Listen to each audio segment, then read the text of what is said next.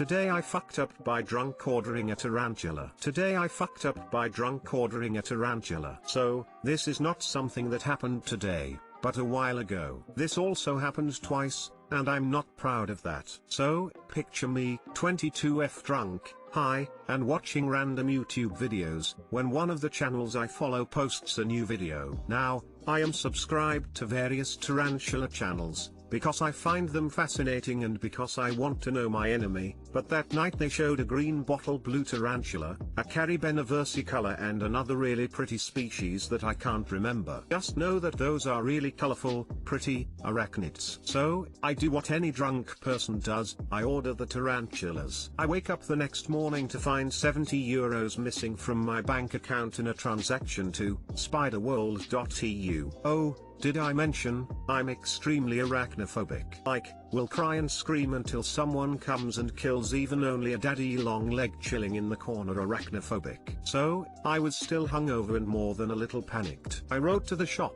and the best message my still addled brain could muster was, "Can I retract my order? I was very drunk when I made it. I'm arachnophobic, please." Verbatim. Keep panicking until the seller messages back with, "No problem, I get a refund and most importantly some of my dignity back." But this happened twice. The second time went quite similarly, but I only bought a Caribena versicolor, yes, the same, juvenile. I had a free terrarium and for some reason was completely confident in my ability to keep this one. The morning went much like the first, but it was a different website and I was able to delete the order without the humiliating human interaction. Proof in link. My lowest point. Too long didn't read. I ordered tarantulas in 2 separate occasions while drunk even though I'm arachnophobic.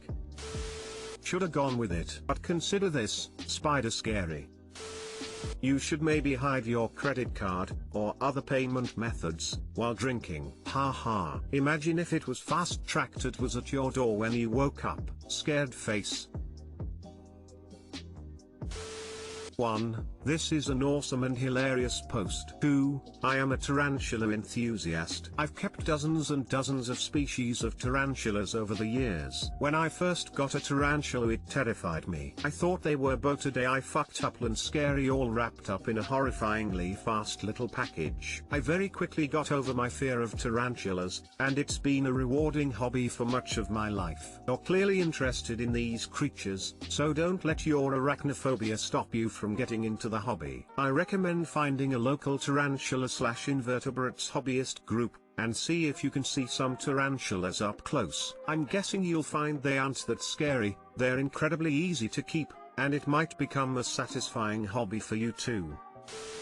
This gave me a laugh I've needed all day. Tarantulas make excellent pets. BTW. If you ever conquer your phobia. My friend Swan sulks, especially if she treads on her own feet, which happens often. Tiny critters full of character. I know they do. I'm absolutely fascinated by them, but I am really, absolutely, terrified. This story made me laugh more than it should have. I'll say this once, stop ordering tarantulas. Today I fucked up by deleting a database of over 600 chemicals from our system. Update, thanks for all the helpful advice. I contacted the company help desk, it's a commercial system, and an angel called Daniel has stepped in to restore it to the previous version. I am saved. Praise be to Daniel and to all of you kind and helpful IT wizards. And NBSP. This fuck up actually happened yesterday. I work in a university research lab. In our lab there's a lot of communal jobs that get passed out to whoever happens to be in the wrong place, at the wrong time. I was recently landed with the task of adding all our solvents into the online chemical database we use to keep track of what we have in stock. The process of adding a new material isn't too long. You type in the name, the size of the container, the CAS number and add a barcode sticker. The entire thing takes a couple of minutes tops. The problem came when I wanted to add a new solvent folder as a subset of an existing folder. The software we use isn't particularly intuitive, and just didn't seem to want to add this folder where I wanted it. So I pressed delete. And half a second later, I realized my mouse had been highlighting the wrong folder and I had deleted the entire database. I immediately checked to see if there was any way of undoing this deletion, or if there was a recycle bin. Nothing. I checked to see if anyone had made a backup. Nada. Almost as if the software wanted to rub this in. In my desperate attempts to restore the folder, I downloaded the database history, which told me exactly what had happened, listing every single chemical that had been removed, which was somewhere just over 600, but doesn't have the right information to recreate it. So I think it'll take me about 15 to 20 hours to manually redo the entire database. FML. Too long didn't read. I deleted the only copy of our chemical database, and, barring a miracle, we'll have to re-enter the entire database manually. Some firms have an overnight copy/paste of DB and folders. This saved me a couple of times when I crash and learn stuff. You might want to see if your TechOps or InfoSec might have some jobs like these running. I'll give that a go, thanks.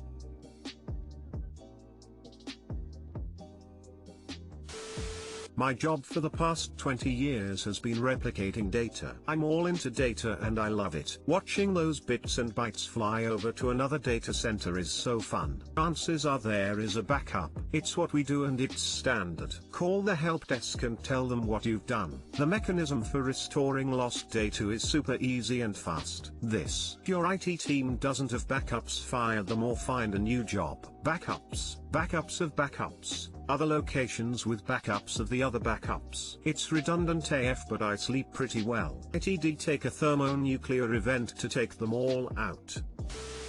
15 plus years ago, I brought down the new radioactive materials inventory system at my university by entering an alphanumeric lot designation instead of the suggested numeric one the software gave me. Our health physicist stopped by, laughing, and said the software guys were not happy. If you're not meant to be able to edit a field, make the field read only for my user level. It was in beta, so only a few dozen labs were involved. Also, it was in beta, and we're supposed to be testing things, right? Software developer here. You aren't responsible for that. If a field is read only, not only should you not be allowed to edit it, but the value should be validated before applying. This is just bad programming. You shouldn't have rights to do that with your normal account. Also, you should make daily, at least, backups. Clearly I shouldn't, but sadly what's done is done. Control Z. Today I fucked up by freezing my lady parts during a bike ride. This happened just now and I am trying to make up for it with a hot bath and some cake. I am pretty new to biking. Got my bicycle earlier this year to get easier around the city I used to live in at that point. My BF and his family are majorly into biking. They own several bikes each. They helped me pick a MTB because it's the most versatile and the wide tires help me to feel a little more in control. Today we had a sunny but cold day here in Germany, about 7 degrees Celsius / 37 degrees Fahrenheit. My BF wanted to go for a run, and since I can't quite keep up with him, I decided to take the MTB on my first off-road tour in the forest where he likes to run. I jumped into my sports gear, which I like to wear for yoga, running, and let's be honest, 90% of my waking hours, a thin pair of Lulu leggings and a long sleeve FU on my side, forgetting that my newish saddle has a hole in the middle in order to take pressure off my lady parts. I didn't notice the cold wind blowing through said hole right away because the first 15 minutes of the ride are only uphill. But once I started going downhill again, I could feel the ice cold winds howling around my lower body area, giving me the biggest chills in history and completely freezing my lady parts. Now I am trying to warm up again, hoping I haven't given myself a bladder infection. See no evil monkey. Too long didn't read. I didn't think about the hole in my saddle abs. The wind blowing through there froze my lady parts. I don't think that's how bladder infections work. You are correct. Bladder infections are caused by bacteria, not cold. My bike actually came with a seat that had a wind tunnel for the purpose of sweat alleviation. Never used it, pulled it off and put a traditional seat in its place. Still think that is a dumb feature. It works pretty well for me actually, because I need the cutout, because otherwise the saddle gets quite uncomfortable for me, but I didn't thought about the side effects the whole might have. Try snowmobiles instead. Those things roast most people's private parts. Since I don't have to worry about frying my brave X and Y soldiers, I'd say better too hot than too cold. That hole is for something else. At least that's what porn taught me.